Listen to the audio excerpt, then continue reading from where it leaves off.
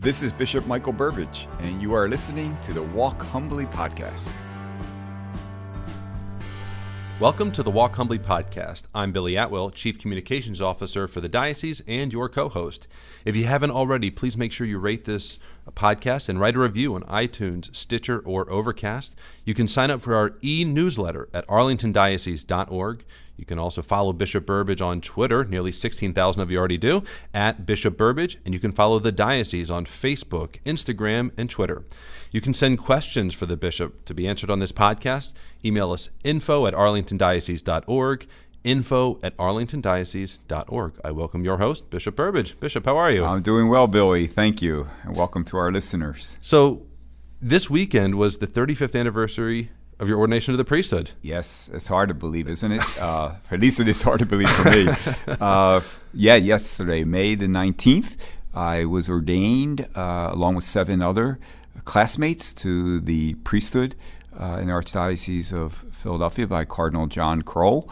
And so when I woke up Sunday morning, it's like you can relive the whole day, just like I'm sure many of our listeners who are married, you look back on your wedding day and it's just, you do so with such, great memories. But also because God has been so good to me, I look back on my priesthood with profound joy. I would not trade one day of living this priesthood, and so grateful to God and so grateful that He's led me to this diocese also. I'm sure you're also reminded of your ordination with our own 4 seminarians ready to be ordained next month to the priesthood. We also got men that'll be ordained to the transitional diaconate. I'm sure that a lot of those memories come back. Yeah, it's really one of the greatest joys as a bishop to ordain, to give birth, in a sense, to new priests for the church, our local diocese. So thank you, everyone, for praying for our 4 men who will be our newest priests in June. So before we get into our main topics, a couple of other things. Memorial Day weekend's coming up. What do you think about as you approach this holiday? Memorial Day, on a social level, it seems like summer kicks in then at that point, and that's a good thing. People celebrate with barbecues and cookouts and parades and all those things. It's good. It brings people together. It helps us to shift gears a little bit. But I really think that we also have to remember truly why this is celebrated in our nation. We are celebrating the freedom that is ours because so many of our family members, our friends, relatives have died to protect our nation. So we honor them, we remember them, and our religious freedom that we enjoy, our liberties, are the product of these men and women who sacrificed everything, the ultimate sacrifice in defense of our country and our rights. So let's keep them in prayer this weekend. Do so with a prayer of thanksgiving and pray for the family and loved ones of those remembered on Memorial Day. And it's interesting when you look around the world, sometimes you almost feel like we've got it tough. We're fighting different battles along religious liberty lines and so on. Then you look around the world and you think, wow, that could have been us. And if it wasn't for the sacrifices these men, sometimes we think of it World War II and the Greatest Generation, but people have died very recently in war. I mean, this is not just, unfortunately, there are families right now that are struggling with loss of loved ones, and it's because of them that we don't share that same future that a lot of these other countries are experiencing in the same past that they've had. No, you're right, well. and we'll be praying for them, especially at our masses this weekend. Without a doubt. So the Catholic Communications Campaign has a second collection coming up on June 1st and 2nd.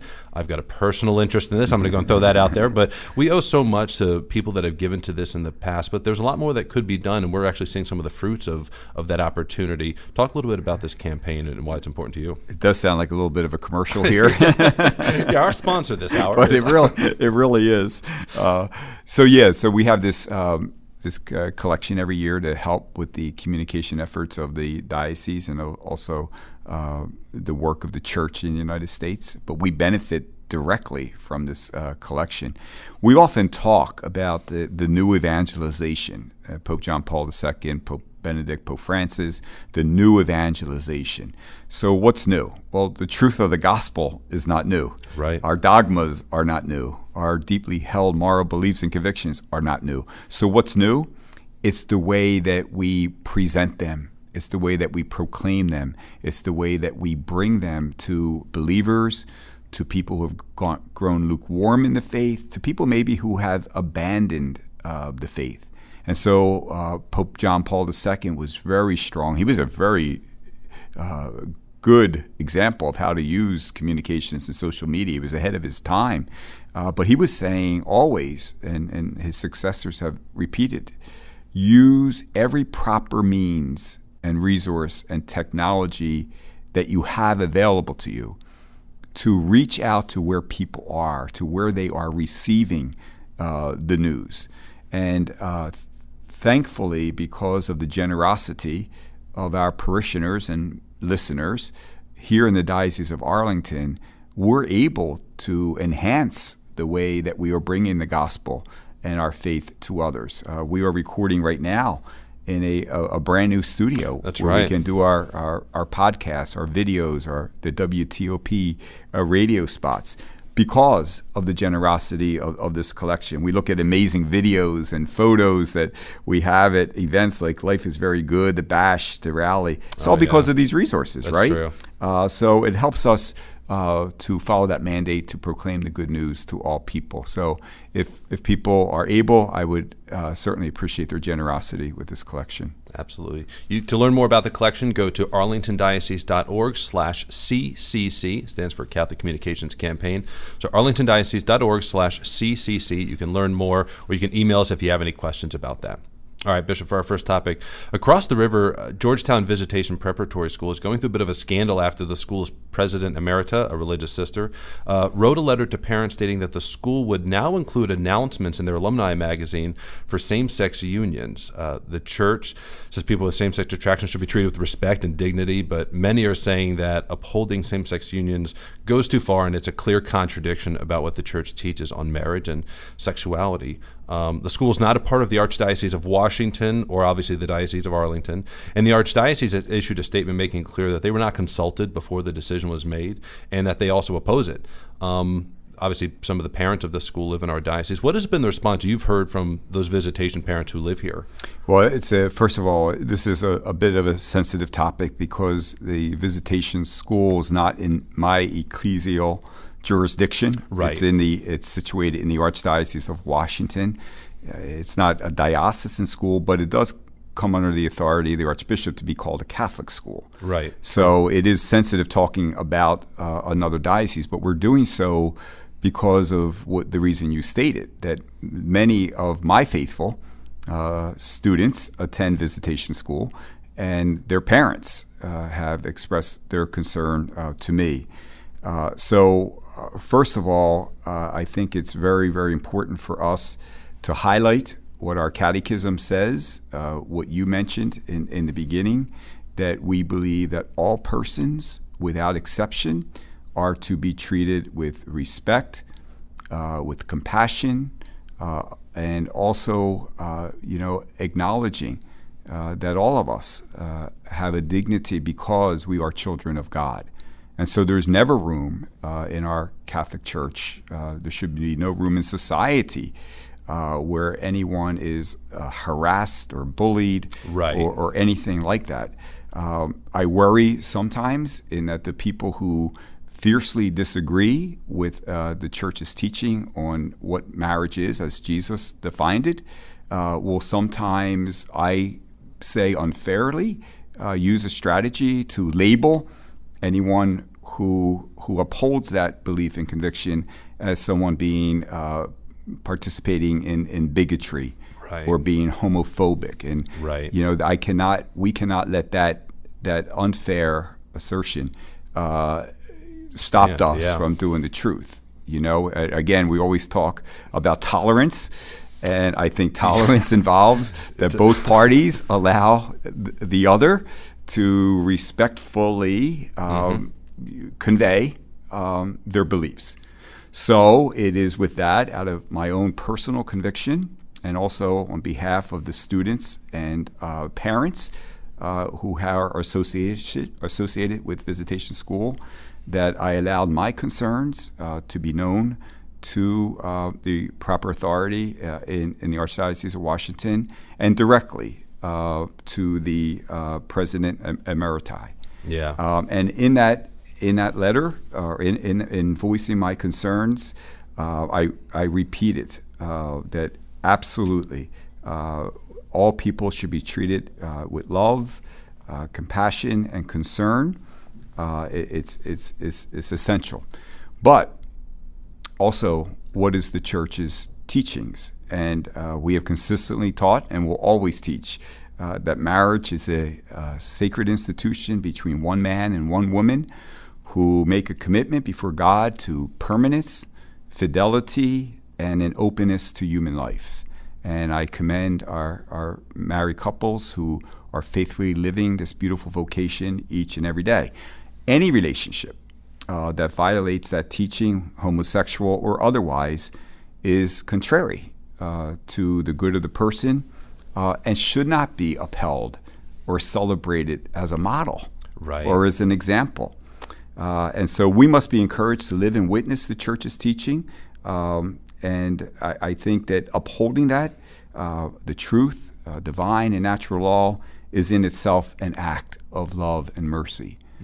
So I would also say that if the sister, and what we're talking about here is a letter that went to all the parents, and it's very public, that they have made a decision to uphold, to promote, in a sense, this, to celebrate this union. I would say the same thing, that I would feel very concerned if they decided to do the same for those living in adulterous relationships or those living together without marriage. Well, let's hold this up. Well, no.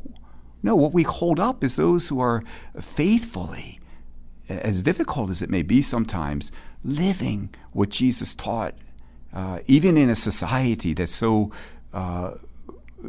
in so many ways, will reject it and dismiss it.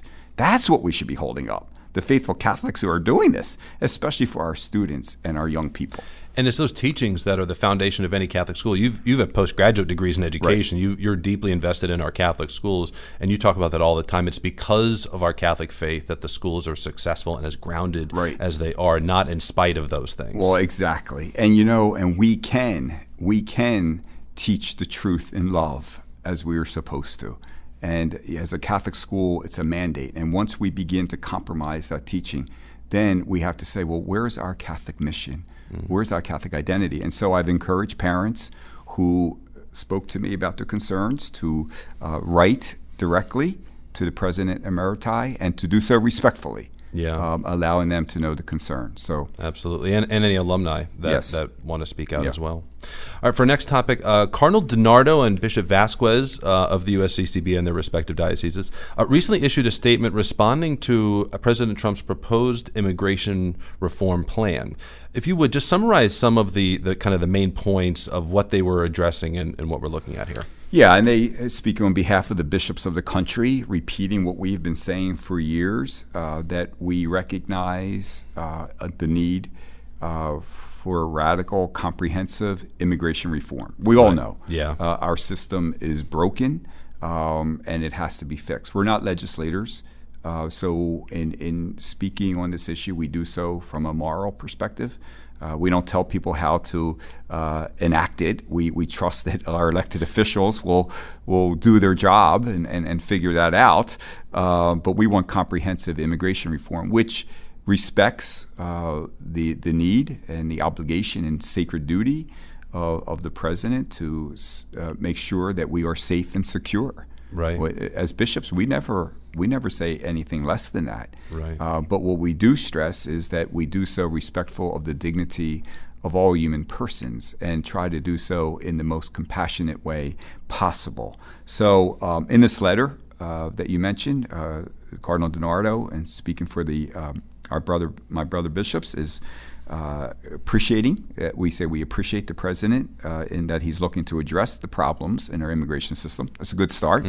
But we oppose proposals that seek to curtail family-based immigration and create a largely merit-based immigration system, because we say, and it's what we believe, families are the foundation of our faith, they're the foundation of our society, our history, and our immigration system. The Cardinal also stressed that we're deeply troubled that the proposal does not seem to address dreamers and temporary protected status holders, nor provide them the path to citizenship that would ensure their full integration into American life. So overall, yes, this is a good step that we're recognizing we have a problem here. Yes, we have to make some radical changes, but there are certain principles that we hope will be kept in mind. And ultimately, Billy, we have to confront the root causes of immigration and look to humane and pragmatic solutions, I would say, such as improving, and the Cardinal mentioned this too, our immigration courts, expanding alternatives to detention, and eradicating criminal networks. This is a very sensitive topic. It's my hope and prayer that it does not divide us as a church, as a people. We all have the same ultimate goal. Let's keep our country safe. Let's honor immigration in a way that it can be carried out as intended, and also to keep our arms open to those who seek for various reasons to come to our country and who contribute in so many ways. So there's a lot at play here. There's a lot of sensitivities. I would just hope our rhetoric does not get harsh here, and we obtain the values that are dear to us. Yeah, there's so many issues that get tied into immigration. There's obviously economic issues of poverty, but also human trafficking, drug trafficking, all these things. I'm sure you would say the same. We need to really begin this with prayer, because I feel like a lot of people come with an ideological bend. Yeah. And when the church has reinforced so many times, the U.S. bishops, if you read anything they've said about immigration, there's always a component of the family as being kind of the heart of it.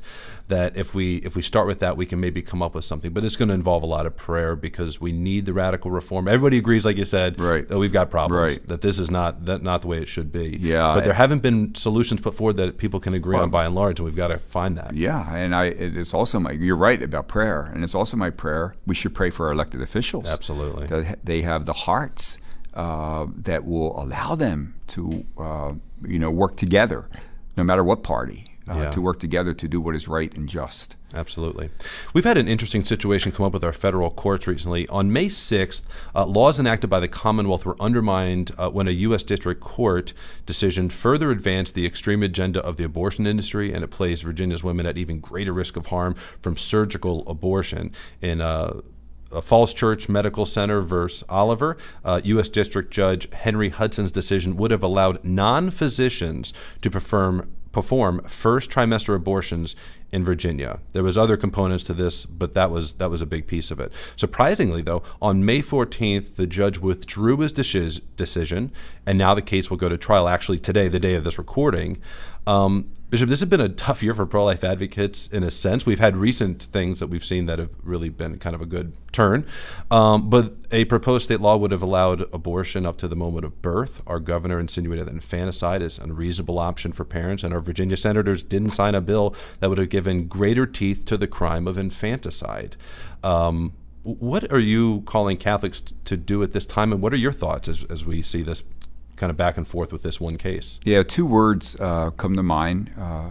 One will be vigilant, and the other would be urgency. And let me explain that. But first, before we do that, whenever we discuss this topic of abortion, I'm also very mindful of those who choose life.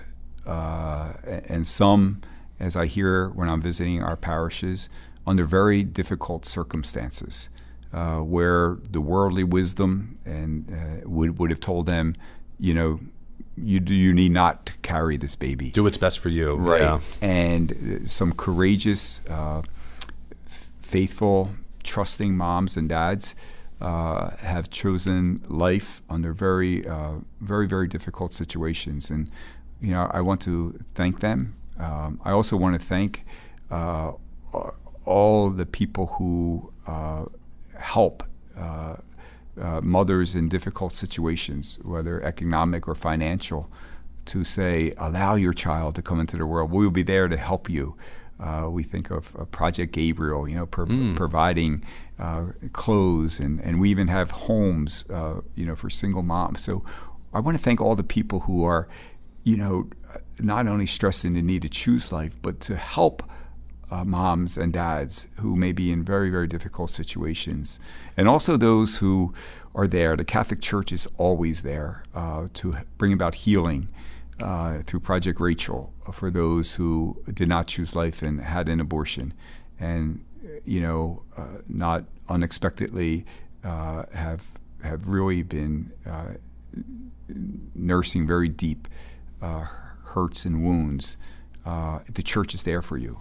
And what's sad is the office that oversees that ministry, they get calls every day. Yes. And this is not an isolated pain that only some people feel. This is a widespread hurt a lot of women experience. Before you go to your next one, I want to mention we did a Love Our Mothers campaign for those who are listening. So some of those courageous witness stories that Bishop Burbidge was just talking about, if you go to arlingtondiocese.org/loveourmothers, we did some videos of the women with these stories, and it's really powerful. I mean, the courage that they had and the strength to just take it a day at a time and keep moving. Very, very powerful witnesses there. So I would encourage people to go again. arlingtondiocese.org/loveourmothers. So getting back to your original question and the federal district court decision you mentioned, so via vigilance. We have to stay vigilant here. Every single day, it seems like there's new bills and proposals coming forward that are really against the sacredness, protection of the sacredness of human life. So as citizens, we have to stay vigilant. We have to have a sense of urgency. You mentioned the path which this can head, and one decision could create for us so many complications. So vigilance and urgency. This court case and the legislative failures before it are a reminder that this fight for the unborn, is right in front of us. Much has been accomplished, especially at some state levels, as we have seen. But federally, in a federal sense, we need to make our voices heard over and over again. We cannot tire. So we spend years getting certain laws in place, and then it seems like one judge can undo it all. That's the reasons for being vigilant. The upcoming election, I think it's very important for us to hold people accountable. What do you mean by this? I just saw an interview yesterday. Trying to get a candidate to say, well, let me just ask you: it's a yes or no? Would you even support abortion in the third trimester? Right, late-term abortion. Late-term abortion. Would you? And of course, the person, the individual, was trying not to answer the question.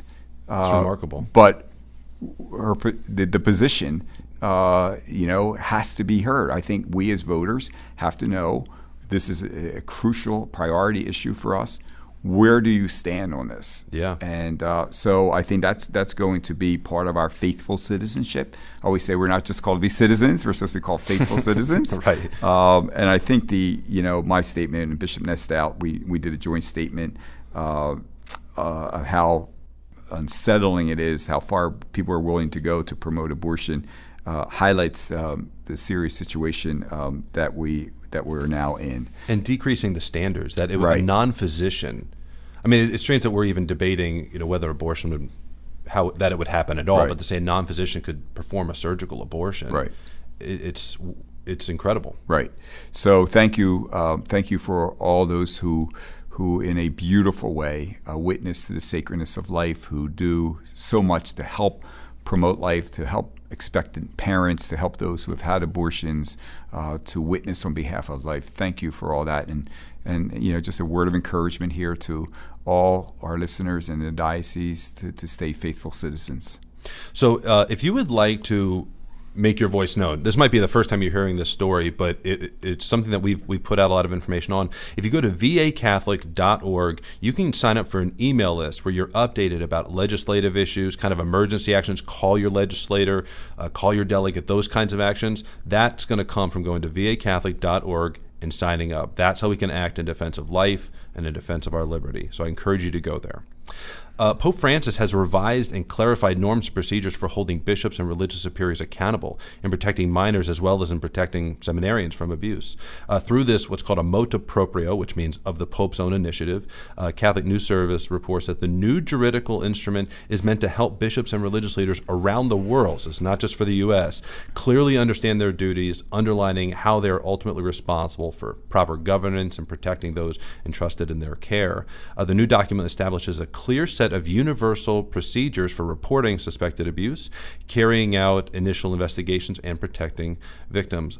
Bishop, perhaps you could kind of explain some of your thoughts about this document, as well as go into some of the details of what that means for us here in the diocese. Yeah, and again, Billy, whenever we talk about this topic, it's an opportunity for me, again, to repeat sorrow, deep, heartfelt apologies for any victim of sexual abuse, especially by a member of the clergy, and to assure our victims and survivors of sexual abuse that we are here in any way to help you in your healing process through our Victims Assistance Coordinator, and certainly in our prayerful support and in our resolve to do everything that we can to eradicate this horrific situation that's part of it has been so sadly part and in our church, but certainly continues to be in our society.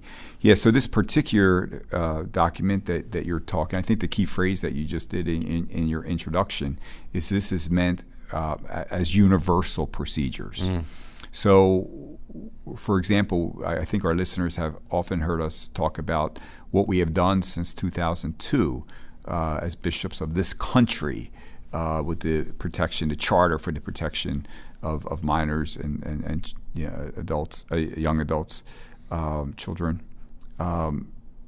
So when reading this document from the Pope, this motu proprio, we can say that for the most part, everything that the Holy Father is mandating of the Universal Church, really we are doing most of that in the United States. So it does not impact us as it perhaps does other countries who have not already put some of these steps in place. For example, he wants each diocese to have an office for reporting allegations.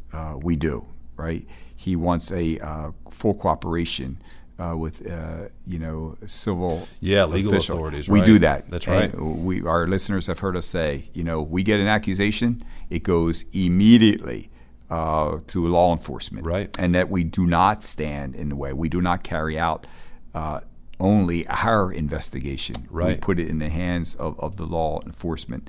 And efforts to protect victims and those reporting abuse, that's in place. Our background, our training, for all those working with children, qualified people to be helping with victims. And so many of these things are already in place. What one thing is different is there is what's called a metropolitan model. And first of all, what a metropolitan is in a geographical area, a number of dioceses come under are grouped together as a metropolitan, and with the archbishop responsible for bringing those bishops together to discuss pastoral issues. So the metropolitan archbishop doesn't have authority over the diocese. Right. So he's not your boss. No, but right. He brings us together. Hey, listen, what are some of the pastoral concerns that we're all dealing with, and what are some of the best practices? So we belong, the Diocese of Arlington, belong to the Metropolitan See of Baltimore, which Archbishop William Lori is the Metropolitan. So that's it's Arlington, it's Richmond, it's Baltimore, and it's Wheeling, Charleston, West Virginia, and the Diocese of Wilmington, Delaware. That's the metropolitan that we belong to. So one of the metropolitan model here, what the Holy See and the Holy Father are asking, is that when there are some concerns or reports or allegations against bishops and others in the ecclesial authority, he wants to use the metropolitan model. So that means the metropolitan, in this case would be Archbishop Lori, is involved in the preliminary investigation. The person running the investigation has to issue a report every 30 days to the Holy See. and the investigation must be completed within 90 days. The Metropolitan forwards the results of the investigation to the proper Vatican dicastery, and the case is decided in Rome. So this really sets up the apparatus a lot of people have been looking for, including bishops, of, well, how do we, if a bishop is responsible to the Holy Father and only to the Holy Father, right? Well, how does a case get investigated? The Holy Father's not going to do the investigation, right? That's impractical, but what apparatus can be set up? So this seems to have set up that apparatus for the most part for allegations and allegations of cover-up or abuse by a bishop. So this seems to really cover a lot of that and create. I was interested in the specificity, right? Like 30 days, right? Report every 30 days and it complete with 90. That, I think, demonstrates the Holy Father's commitment to this. One other thing that would probably be good to note is this follows a meeting in February of the Holy Father and a bishop representative from every country. So it was the head of all the Episcopal conferences. So that was Cardinal DiNardo that people heard us mention earlier. So he went and represented the United States and offered their feedback. So out of that have come these new norms, as we call them, for the world. But again, like you said, we've been doing a lot of there was a little outcry that, after that meeting, there wasn't, what happened, And, well, pretty quickly thereafter, this came out last week, right?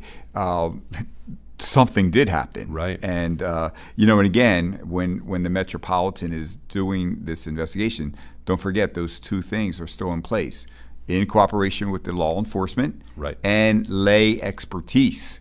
Correct. Lay expertise helping in that investigation. You're right. This is in 2002. We've acknowledged as bishops this was a missing piece. Mm-hmm. And so now with the motu proprio, which it's not that long. I encourage our people to read it. Exactly. That is in place. So I think it's definitely another step forward here. And there's also the ability to create local norms within a country to add to what the Holy Father's proposed in order to accomplish those things. Right. That was very good. All right, we have a couple questions from the faithful. Vince Juilliard, he's from St. Raymond of Pennafort Parish. He says, I'm very troubled that there has been no progress in beginning an investigation into the allegations made by Archbishop Vigano last summer. Cardinal DiNardo had committed to a full investigation. When will this take place? Well, thank you, Vince, for the question. I don't think Cardinal DiNardo committed to a full investigation. Cardinal DiNardo requested that a full investigation because he couldn't commit to it because it wasn't his decision. So he made that to the Holy See. And so there were actually multiple investigations taking place against Cardinal McCarrick, who was at the center of the Vigano letter, which is the report and the opinions of one individual, Archbishop Vigano.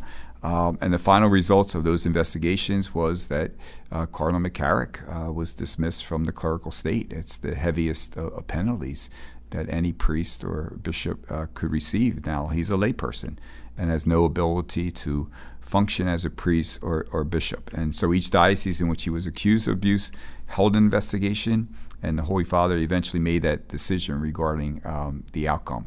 Now, I know maybe what Vince is also mentioning or implying in the question, which is what we've heard, is that, who was aware of some of these allegations and, who maybe, God forbid, ignored them or did not act into them. I think that's still a part of the Holy See's responsibility that that is being requested, and again, I don't know, to what extent that we are in that process. Right. But because the primary responsibility was dealing with the former Archbishop McCarrick first, and we saw the outcome of that. Right. Yeah. Right. And you've been calling for that since the letter came out. Yes. And a lot of bishops around the country, we would like those answers as well. All right, our next question is from Ricardo Acerio. He doesn't mention his parish, but he says, what is the church doing with respect to trying to overturn the Supreme Court same-sex marriage law or fighting to end the terrible decision of legalized same-sex marriage? Yeah, that's a good question. Thank you, Ricardo. Well, as we know, the problem with Supreme Court decisions is that when they are erroneous, they're very hard to overturn. We see that challenge with Roe versus Wade. But kind of what we've been saying throughout this podcast today is that we have to continue to, in our words, in our witness, in our advocacy, to uphold what we believe to be true and just. And so for us to say that we believe marriage is, as Jesus taught, between one man and one woman in a permanent faithful union open to the gift of human life, we have to be willing to say that in the public arena and not to be afraid to do that, even when people are not being tolerant. Sometimes there's a price. And allowing other voices to be heard. There is a price to pay, and I wish I could take that away, but I can't. But we shouldn't be surprised. Right. It happened to the followers of Jesus. If you're going to follow me, expect the cross. So that sense of being vigilant, that sense of being urgent, communicating with our elected officials, making sure your vote is informed whenever you vote to elect someone, that you know their positions on these crucial, essential teachings on life and on marriage. And I sometimes respectfully remind our laity that when you say, what is the church doing? I say, you are the church. You are the body of Christ. And so we all have to ask that question. What am I doing to be a faithful witness to the gospel and to our deeply held beliefs and convictions? Very good. So, Bishop, there's the end of our topics and our questions. If you would give us your final thoughts and then also send us off with your blessing. Well, thank you, Billy. I do pray for all those who have served our country with the ultimate sacrifice as we enter in this Memorial Day weekend, and for their families, and thank all those who are serving our country now with such generosity and courage. I also hope that Memorial Day is the weekend is a time of renewal and refreshment for all of our listenings, and pray that God will bless you and keep you and your families safe and watch over you always, and give us the grace we need each and every day to walk humbly with our God. Thank you for listening to the Walk Humbly Podcast. Make sure you check out more episodes on iTunes, Google Play, and Stitcher. You can follow me on Twitter @Bishop Burbidge, where I offer spiritual reflections each morning on the gospel and share photos and updates of what is going on in the Diocese of Arlington. Stay up to date with news, event information, inspirational content, and more by subscribing to our e-newsletter at arlingtondiocese.org.